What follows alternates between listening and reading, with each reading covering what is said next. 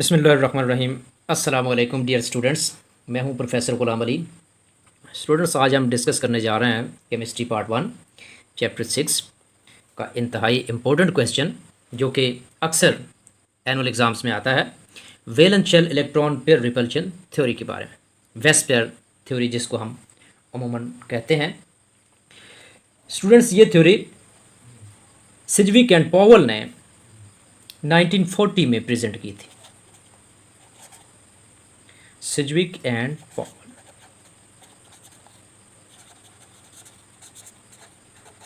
सिजविक and Powell presented this theory in 1940 for the first time. According to this theory, इसके मुताबिक जो shapes या geometry होती है किसी भी मॉलिक्यूल की या आयंस की, वो डिपेंड करती है number of shared pair of electron as well as the lone pair of electron around the central atom. It depends upon the geometry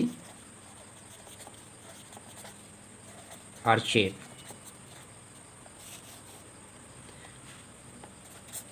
of a molecule और आयन, दोनों में, न्यूट्रल मॉलिक्यूल हो या ion हो, उन दोनों की शेप से और ज्योमेट्री डिपेंड करती है, depends upon the both lone pair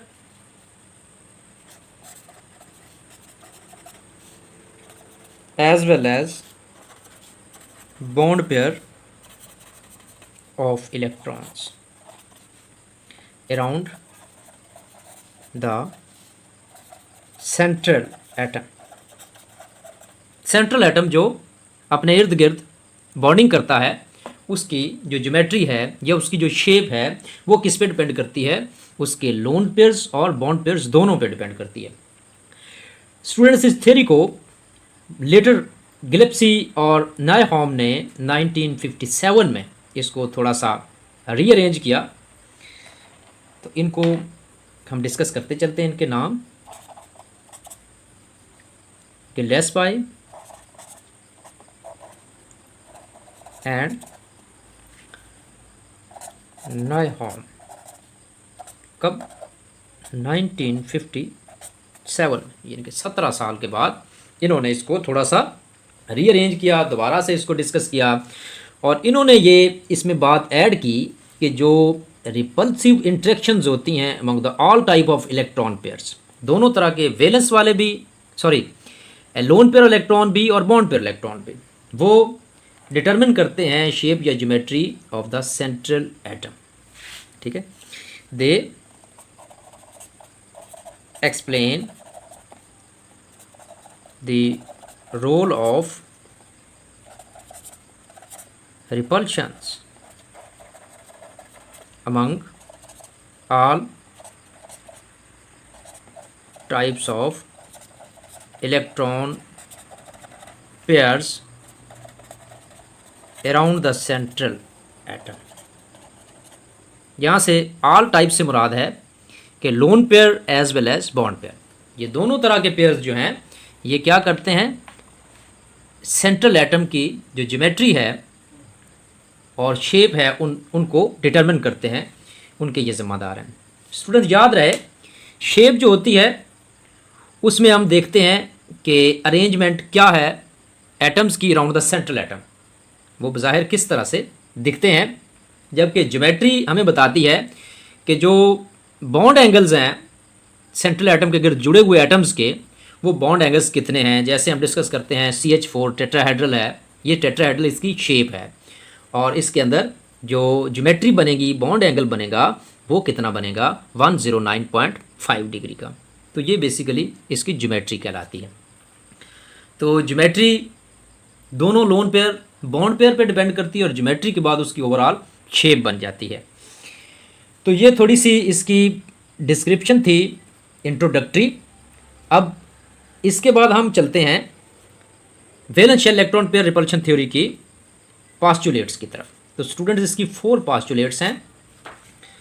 4 postulates में जो सबसे पहली पास्टुलेट है, जैसा कि हमने इसके जिक्र किया इंट्रोडक्शन में, कि इसको जो इलेक्ट्रॉन पेयर्स हैं around the central polyvalent atom, याद रहे कि जो ज्योमेट्री है वो पॉलीवेलेंट की ही बनेगी। अगर उसमें दो एटम है, डाई एटॉमिक मॉलिक्यूल है, तो वो इसमें कंसिडर नहीं किया जाता, वो लीनियर ही होता है। तो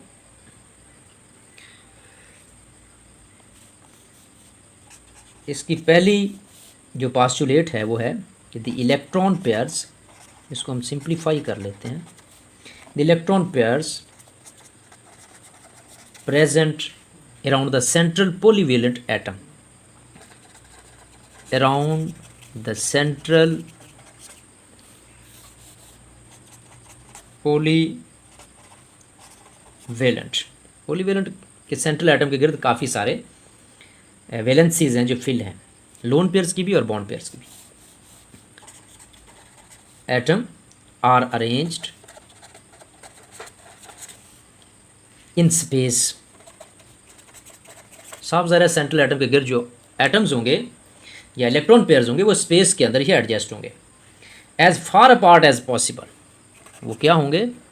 as far apart as possible, यानी कि वो एक दूसरे से दूर होंगे, इतने दूर जितने कि वो रह सकते हैं, जितनी कि उनकी दूर रहने की गुंजाइश है maximum, so that there is minimum repulsion between them, there is minimum repulsion। Basically same charges होते हैं इलेक्ट्रॉन्स, तो जब वो करीब आते हैं तो सेम चार्जेस क्या करते हैं, एक दूसरे को रिपेल करते हैं, तो वो पेयर्स एक दूसरे से इतना दूर होते हैं कि उनके दरमियान रिपल्शन कम से कम हो ताकि वो ज़्यादा स्टेबल हो बिटवीन देम।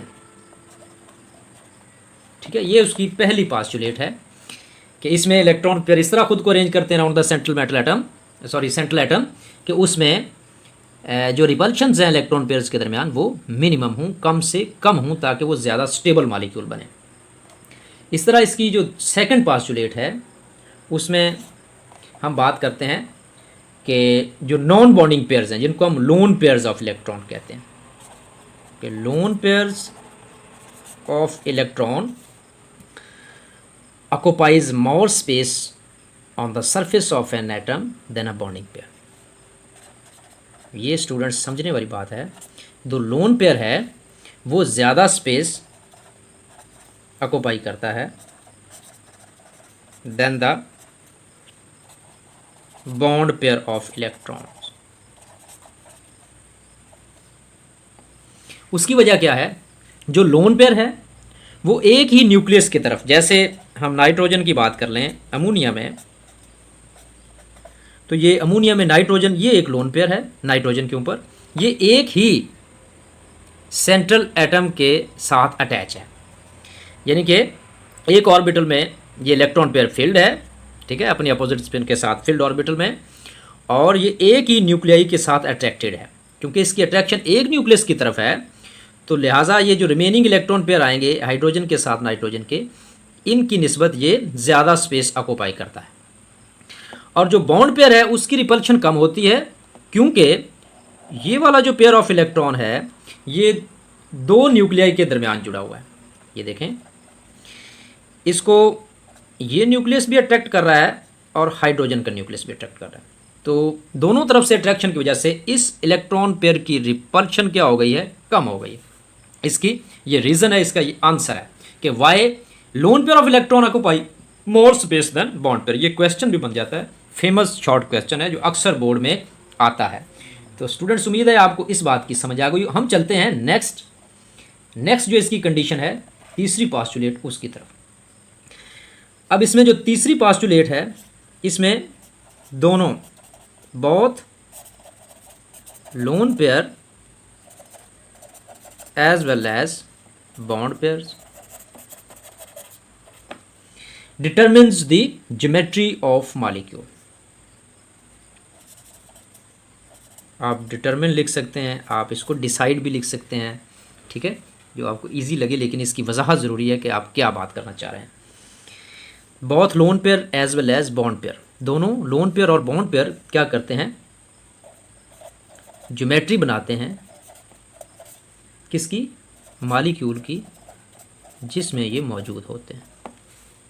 ठीक हो गया। अब इसकी जो रिपल्शन है, इसको हम ये सेकंड कंडीशन में ही लगा सकते हैं, तीसरी में लगा लें कि किस की फोर्स ऑफ रिपल्शन ज़्यादा होती है। उसको आप अलग से एक पास्टुलेट भी बना सकते हैं आसानी से। इस तरह से 5 पास्टुलेट बन सकती हैं कि हम चौथी पास्टुलेट इसको बना लें आसानी से याद रखने के लिए कि the magnitude of repulsion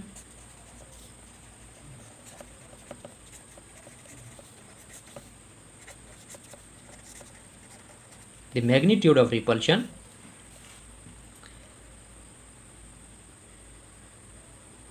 between the electron pairs in a given molecule, between the electron pairs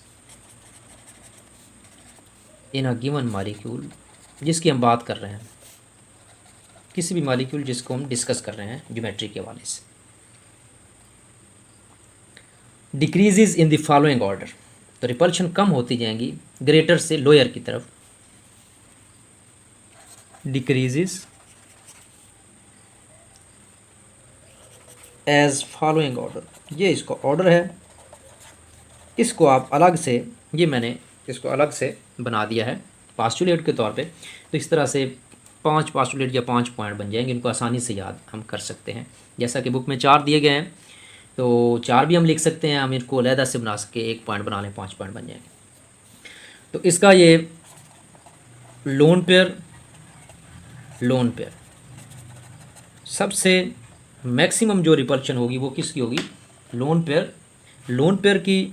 उसके बाद लोन पेयर, बॉन्ड पेयर की, और सबसे लीस्ट किसकी होगी, सबसे लीस्ट होगी हमारे पास बॉन्ड पेयर की, बॉन्ड पेयर। ठीक है, लोन पेयर ग्रेटर रिपल्शन है, मैक्सिमम स्पेस ऑक्यूपाई करेगी। उसके बाद लोन पेयर, बॉन्ड पेयर, और सबसे लीस्ट बॉन्ड पेयर। तो बॉन्ड पेयर वाली ज्योमेट्री सबसे स्टेबल होगी क्योंकि उसमें रिपल्शन सबसे कम होती हैं। तो ये जो इलेक्ट्रॉन पेयर्स हैं ये ज्योमेट्री बनाते हैं, इलेक्ट्रॉन्स को या बॉन्ड पेयर्स को श्रिंक करते हैं, जिससे ओवरऑल मॉलिक्यूल की शेप बनती है। तो स्टूडेंट्स इसकी हम लास्ट पोस्टुलेट बता दें। इसमें बात की गई है कि अगर डबल या ट्रिपल बॉन्ड मौजूद है किसी भी मॉलिक्यूल के अंदर, एटम्स के अंदर, तो उनकी जो चार्ज डेंसिटी है, हाई इलेक्ट्रॉन डेंसिटी, वो क्या करेगी, वो ज़्यादा स्पेस तो ऑक्यूपाई करेगी, उनको क्लोज कर लेगी, लेकिन ज्योमेट्री के हवाले से वो सिंगल बॉन्ड की तरह ही बिहेव करेगी।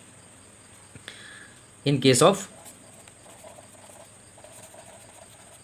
डबल और ट्रिपल कोवेलेंट बॉन्ड, कोवेलेंट की यहाँ पे बात आ गई, द इलेक्ट्रॉन डेंसिटी, यहाँ पे क्या होगा, इलेक्ट्रॉन चार्ज डेंसिटी भी आप कह लें, charge density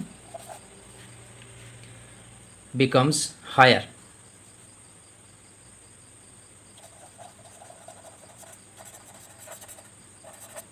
between the both atoms, but they behave like a single bond in determining the geometry.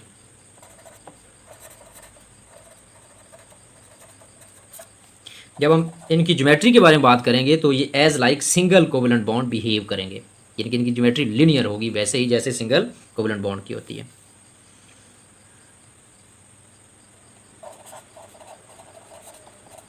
Geometry of molecule, कोई भी मॉलिक्यूल जिसकी हम बात कर रहे हैं। तो ये स्टूडेंट्स हमारे पास आ गई इसकी पास्टुलेट्स। इसकी पास्टुलेट्स के बाद हम डिस्कस करेंगे इसकी एप्लीकेशंस, यानी कि इसमें जो शेप्स बनती हैं डिफरेंट मॉलिक्यूल्स की, उसमें हम टाइप्स करेंगे। ए बी टाइप्स के नाम से हम उनको रिप्रेजेंट करते हैं जो बुक में दी गई हैं, कहीं ए एक्स के नाम से भी दी गई हैं कुछ किताबों में, लेकिन जो टेक्स्ट बुक है उसमें ए बी टाइप्स के हिसाब से दी गई, AB2, AB3, 4 सो ऑन। तो स्टूडेंट्स ये 5 पॉइंट एलेबोरेट कर दिए गए हैं। वेस्पर थ्योरी के छोटे छोटे पॉइंट्स हैं, याद करने में आसानी है। क्वेश्चन की अगर सिग्निफिकेंस देखें तो इंतहाई इंपॉर्टेंट क्वेश्चन है और अक्सर एग्ज़ाम में आता है। तो इस हवाले से आपने इसको याद रखना है। इतना से आप इसके नोट्स बना लें, ये आपके 1 सफ़े 1.5 सफ़े के नोट्स बनेंगे और इसको याद करना बिल्कुल ईजी होगा। मैंने इसको खुला खुला लिखा है ताकि आपको ये आसानी से याद हो जाए या समझ आ जाए। अगर आप इसको खुद से नोट करेंगे तो ये आपको 1 सफ़े या 1.5 सफ़े पे ये आ जाएगा सारा, और इसको याद करना इंतहाई ईजी है। तो नेक्स्ट वीडियो आपके लिए होगी इसकी एप्लीकेशंस पे, जिसमें इसकी टाइप्स आएगी और हम डिस्कस करेंगे एग्जाम्पल के साथ डिफरेंट मॉलिक्यूल्स की ज्योमेट्री और उनकी शेप्स, उनमें कितने लोन पेयर्स हैं, कितने बॉन्ड पेयर्स हैं, वगैरह वगैरह। तो तब तक के लिए मुझे इजाज़त दीजिए। खुदा हाफिज़।